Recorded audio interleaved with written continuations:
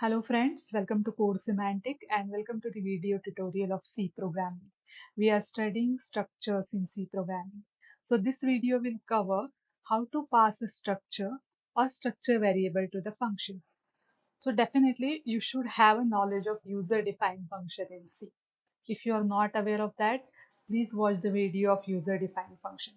And if you are aware of this, then definitely this is going to be easy. Say suppose I want to write a function that will add two integer. Okay, so how we generally write it? We define the return type, say return type is int, then we specify the function name, let us call it as add, and I want to calculate addition of two integer number. So what type of value I'll pass? I'll pass integer type of value. Okay, so you are basically passing integer type of value, that is a and b.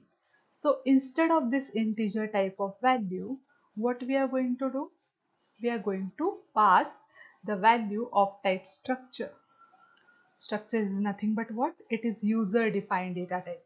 So the basic concept remains same, means whatever function you have studied, it remains same, but instead of passing the value of primitive type, what you are going to do? You are going to pass the value of type structure, or you are going to pass the value of user defined data type. Okay, so let us see an example. So the example that we are going to solve here is to calculate the distance between 2 points. I know we have already solved this program, okay? But we wrote a main program for it. We didn't write a function. So here we are going to write a function to calculate a distance between 2 points. So this is our point structure. If you are not familiar with this, I'll quickly explain it. Basically, a point is our structure which is having x coordinate and y coordinate. Quite easy. Okay. Now, as I said, what we are going to write? We are going to write a function that will calculate the distance between 2 points. So basically, what I have to do? I have to pass two variables of type what? Point. I have to pass two variables of type what? Point. So let us call our function as distance. Okay, and definitely we'll get a distance. So distance is going to be of type float. So my return type will be float.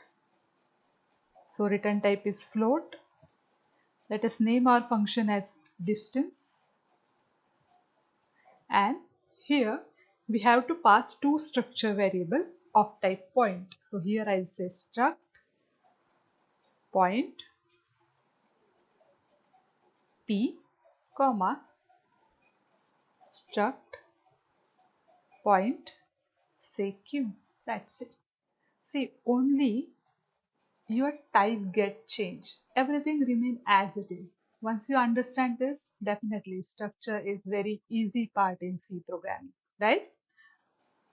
Then we will need one variable to store the distance. So let us call it as d. And let us write a distance formula, which is nothing but a square root of x2 minus x1 square. I hope you remember it. Still I'll write it here. Square root of x2 minus x1 square plus y2 minus y1 square. So here actually our coordinate name is x and y itself, but our point name get changed. So this is basically, you can say this is your first point, this is your second point. So you have to take a difference of x coordinate of both the point, and then after take a square, then y coordinate difference of y coordinates of both the point, then take a square, take a addition, and take a square root of it. Okay, so we are going to write only a single statement for this. So here I'll say d is equal to sqrt. Okay, so what is my second point? My second point is q here, and what is first point? P. So we have to take a difference of qx and px, right? So here I have to say q dot x minus p dot x. We have to take a square of this. So what will I do? I'll just write this term twice, which is nothing but a square. So q dot x minus P dot x. Similarly, we have to take a difference of y coordinate of both the points. So here I'll say q dot y minus p dot y. And since you want to take a square, write down this term, same term twice. So q dot y minus p dot y. So this square root bracket get closed. So this is our final answer. This D is our final answer. So we are going to return it. So just say return D. That's it. So we're done with our function. So I hope you understand this. And main function is going to be easy. What you have to do? You have to declare 2 point variables here. Let me declare it. So void main, say let us declare 2 point variable because we want to scan the value of this 2. So struct point p1 p2. Remember one thing, this s is in small case, okay? So do not get confused, or I'll write it again. Struct is a keyword, so it should be in a small case. Then you have to input a value for p1. So time being, I'll just give a comment input p1.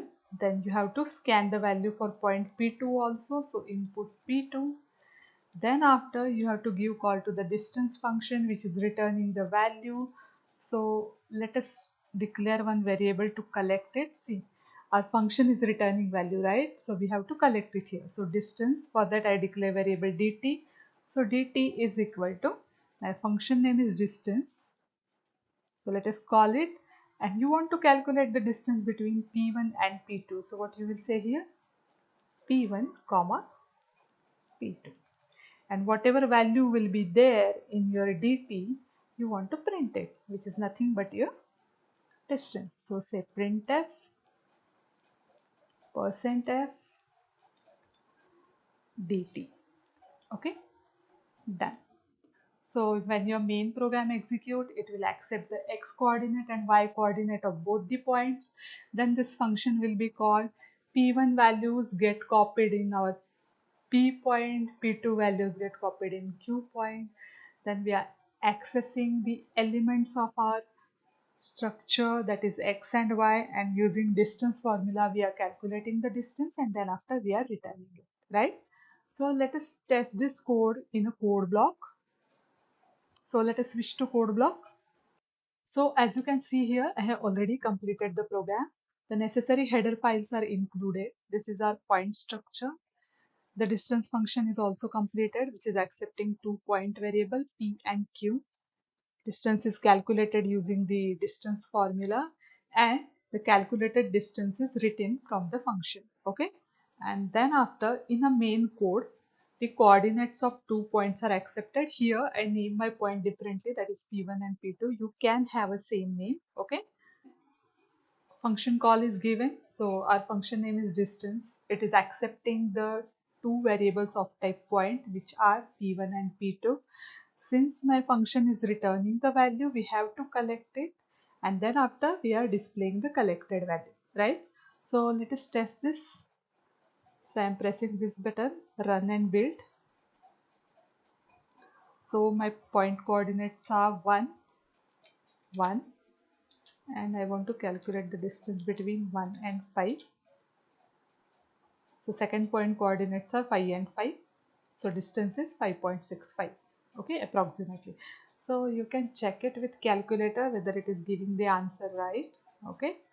So I hope you understand this concept. If you have any doubts or question, you can write it to the comment section. Thank you for watching.